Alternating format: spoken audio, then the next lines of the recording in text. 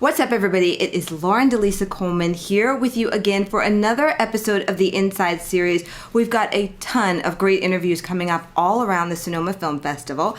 And I have with me now Russell Brown, who is the filmmaker behind Loren Rose, which actually stars Jacqueline Bisset, like just killer, like legendary actress. And so I'm so excited to welcome him and get into it about this film. So Russell, thank you so much for joining us. I know you have a bunch going on today, so I'm glad you could take out a few moments. Great to be here. Thanks for having me. So my pleasure. Let's start, as we always do, with a quick synopsis of Loren Rose. Could you give that to us? Sure. Loren Rose is the story of a young filmmaker who's just had a successful short film and is about to make his first feature film. And he has a lunch meeting with a once iconic but somewhat troubled actress named Rose, and they instantly connect, and it's the story of their friendship and mentorship over the course of 6 years. And I love this. When I was, reading some of the notes to prepare, of course, they were looking at this as like kind of an exploration between like mentorship and student and what forms that can take and why. How did this story, kind of come to you, and why choose to explore that, which I think is really quite interesting. I know that, it took you 3 years of writing and, honing this whole script. So it's something you were obviously really committed to. How did it all get started?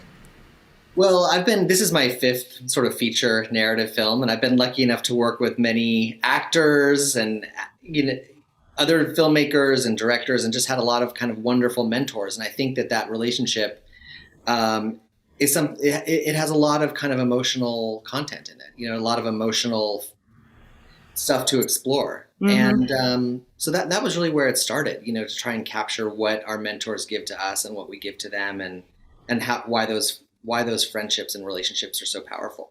I love that, especially if you're fortunate enough to find one, right? Because it doesn't just happen easily a lot of times, and it's nothing that can ever be forced.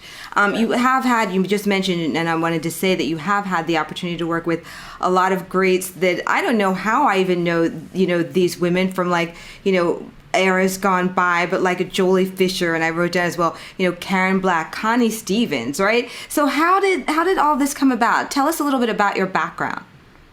Well, I went to film school, and I worked as a studio development guy for a little while, and then I made my first documentary, which premiered at the Tribeca Film Festival, and then played on public television, and then really I just started writing and making full length, turning it into a real kind of career, making movies. Which is not easy. And you have, had a lot of success both in the narrative genre and documentary. Do you have a preference? Not really. They're very different. The process from beginning to end is completely different. So they both sort of tap a different kind of side of creativity. Yeah, you're working with editing and you're working with the same tools, but it's very different. I think that it's just great that you're able to bring this to life and at the Sonoma International Film Festival. Have you attended this film festival before? I haven't, and I'm very excited. It sounds like so much fun, and in a great area, doesn't it? Great area of the world, sure. I know, right? I've been talking to other filmmakers, kind of as a run-up to the festival, which takes place this week. And I love the fact that they, of course, are incorporating food, and how could you not, wine. So do you have, kind of any strategy for how you're going to hit the festival? Do you have different events that you already have lined up, or what's the story? Well, I'm going to the festival with Jacqueline. So, we definitely have a pretty tight schedule of sort of events that we're planning to go to and movies we want to see. And, there's a very specific kind of agenda of things to do. But all of it sounds really fun. And I don't know, I'm excited. Now, when you go with your lead, is that experience different at a festival from if you're, there maybe, with a cinematographer from the film or just yourself? What's that experience like, especially with someone who is, obviously so iconic? Well, it's always more fun to go to a festival with your cast. My experience is always, really has always been, actors love play. And so going to a festival is sort of like playtime. You see movies, you kind of go to meals and you're in a new city and experiencing new things. And so I always have fun traveling with my collaborators. It's great. I think that's so great because I mean, it's not always the case a lot of times, right? That everybody has the same schedule and availability, at least with a lot of the filmmakers who I've spoken to. Certainly with larger films with prominent stars, then you don't always that's a different story. Yeah, you don't always get the chance to do it. I mean, it's I'd say I've attended more film festivals alone for sure than with people, but it's nice when people come with me. Absolutely. So let's talk a little bit about this film because I'm just intrigued about how you approached it, like you said, in kind of like acts, right? Almost more like a play. Tell me a little bit about like the logistics and really the approach that you took and why. Well, the movie is structured as sort of one meal in 3 parts. There's an appetizer, a main course, and a dessert.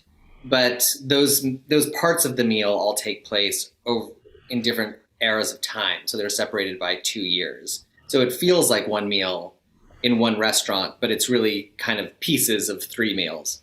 So that was the structure. I mean, I borrowed a lot kind of, inspirationally from my dinner with Andre. That was one meal at one table over one evening.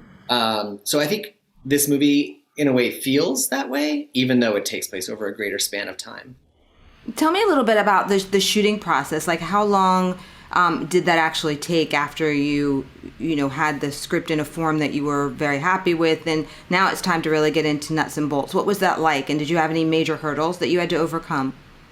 It was a 13-day shoot, and there's always hurdles. There's always major hurdles. I mean, it's been a little while, so I can't really recall the great dramas, but there's every day on an independent movie, and every day on any movie, brings up its fair share of challenges and obstacles, and this truck broke, or this location isn't going to work, or whatever. So yeah, there was stuff all along the way, but you kind of learn to stay on the surfboard and ride the wave. Yeah. Even at this stage, I think in your career where you've had the opportunity to see so many different parts or work within a number of different parts of the overall ecosystem and, work in both, as we said, the narrative and documentary side of things, still, things will come up where it's just like, okay, now how do I have to work through this or figure this out? It doesn't get easier or no? I think it just gets easier in that, you kind of approach it a little more. It just feels calmer. You know what I mean? Like, we'll figure it out. Yep. That's the only reason why it's easier. The actual challenges aren't easier, but the sort of attitude that you approach them with is a little bit more like, yeah, all right. Now this. Yeah. I guess because you feel like you have a bit more command of what it is that you're doing, like we all do, right? As you move through different things. Yeah, I mean, just a little bit more, I don't know, you just sort of, you approach things with a little more allowance, like it'll sort itself out. Or it won't, and then we'll figure it out from there. Right. Tell me a little bit about where you think the industry is going just in terms of film, because you have had a chance to work with a number of different actresses who've come from, as I said, other eras and still very much respected now, and you've been able to see different parts of the industry. As you said, you were a development guy before. What do you see now that you're either excited about or troubled about or whatever that is, going forward? I mean, I know that, for example, Scorsese has said that he just obviously dislikes, very much about the whole kind of Netflix scenario around, the industry or that the kind of infiltration of what that means to the craft itself. What are your thoughts just on maybe, I don't know, things that are on the horizon, whether it be tech or not? This isn't really something I'm that good at. I feel like sort of having kind of big bird's eye view visions of movies and the industry and all that. I don't know. I mean, I'm not sure. Yeah. Everyone knows the obvious things, that like streamers are big players and, there's more chances for kind of self-distribution and more ways to market films yourself, and all of that is more accessible. I don't know if that really translates into easier. I just don't know if it's easier for filmmakers to make money that way or not, or to make a living. I don't have a big enough I don't know. Well, I was asking, I guess, because a couple of years ago I did what was called the New Tech Lodge at Sundance, and we were just talking about a number of different things and how audiences will consume, if you will, film going forward, and the kind of potentially sad thought of how within larger theaters that there would only be maybe these big tentpole films, and films like this, which we're discussing right now, would only find homes, via streaming and all that. Do you think that is the case? Because obviously when you have a lead of such that is, Ms. Bissett, that's going to be a certain type of demographic, which is not the Spider-Man demographic, per se, but still valid nonetheless, right? Do you find that it's going to be maybe either more challenging to get films made of that sort, or there'll be more indie, kind of innovation around these types of films, or what do you think, or what are you kind of experiencing? I mean, it seems like that there's kind of more money floating around generally with the streaming. You feel that way? That makes it easier, Interesting. But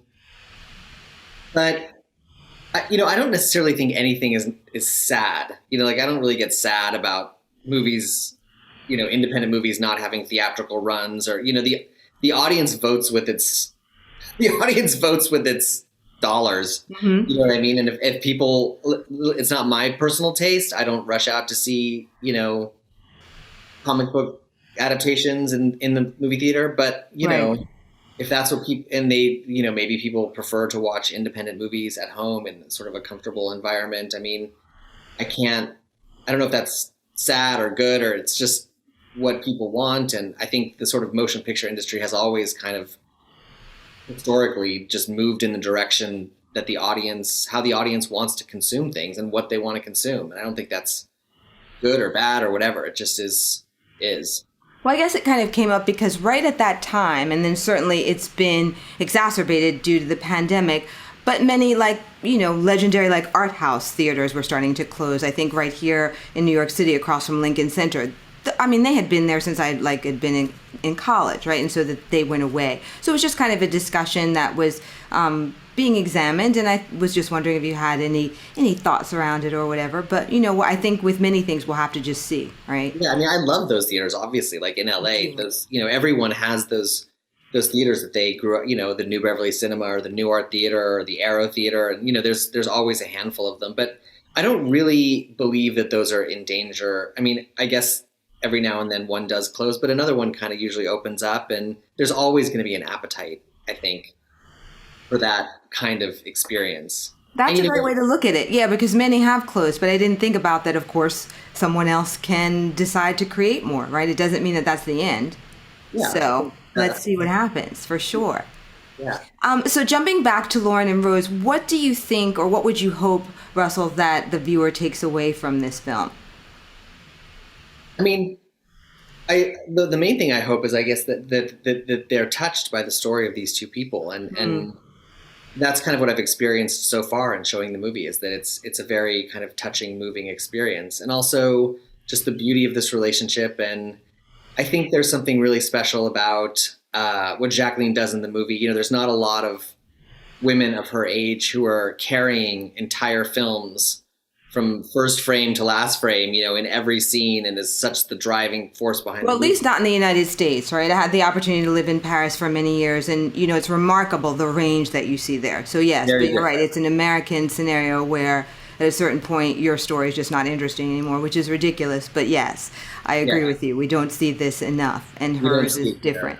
And I think that that's very different and very unique. And I think sort of like what that story has to bring to an audience is quite profound, and so I hope maybe it opens up kind of more dialogue about why we don't have more variety of characters of different ages in the movies. Very, very cool. Well, I hope that you have a great time at the festival. Do you have anything that you're working on right now that you can talk about, like anything in pre-production or just running around in your mind? Not really. Just sort of, I don't know, just it took a lot to get this movie out during COVID. And so right now I'm just sort of, it's our first, we had our first festival screening. We have, at Santa Barbara, and now we're going to Sonoma and Sarasota, and we're beginning to show the movie around. And I just kind of want to have a couple months of at least 2 months of just enjoying that and Yeah, basking in the festival glow. yeah, and Well, just enjoying this part of being yes. a filmmaker. Well, I just hope that there's massive success for you around this. How can we follow you and stay up to date on what you're doing? Are you active across social or have your own, kind of personal site or none of the above? The best thing to do is really to sign up on our website, lorenrose.com, and we send out periodic kind of updates about screenings and press. So that's really, we don't have an Instagram, and I don't really have a filmmaker Instagram or anything like that. But I'm just really glad that you do have a site because so many films don't, and it's a challenge to be able to connect with you guys, one, but two, just for people who want to stay up to date on things. I think it's great, even if it's just really simple. So I'm always going to be a cheerleader for filmmakers who have sites for their films, even though I know it's not 1, 2, 3, but it's great. I like So that. anything else you'd like to add, Russell, before we close? No, that's it. Thank you so much for having me. It's nice. Absolutely. I am so glad that we could talk to you. And I don't know, I just feel that you have a very interesting kind of vibe with your approach in your films. And so it was just great to be able to spend a few moments with you. And I hope Sonoma is really, really fun. I think it's going to be great weather, great food. So enjoy. Thank you very much. Have a great day. Thank you, and you as well. And you guys, I hope that you have enjoyed watching this episode with Russell Brown. Be sure and check out the site, Loren Rose, and I will be bringing you many more interviews right here at the Inside series for Filmio. Thanks so much for watching. I'm Lauren DeLisa Coleman.